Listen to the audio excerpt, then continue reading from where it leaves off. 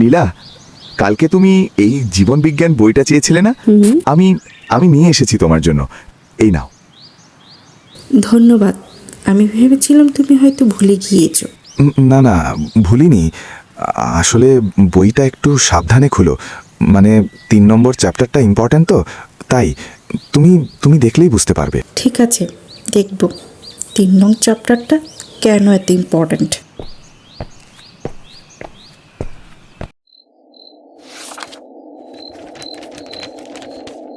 জানতাম কিছু একটা তো আছেই। কাল বিকেলে ছাদে এসো, ঘুড়ি উড়াবো ইতি আকাশ। নীলা, মন দিয়ে পড়ছিস তো, নাকি শুধু বই নিয়ে বসে আছিস? না বাবা,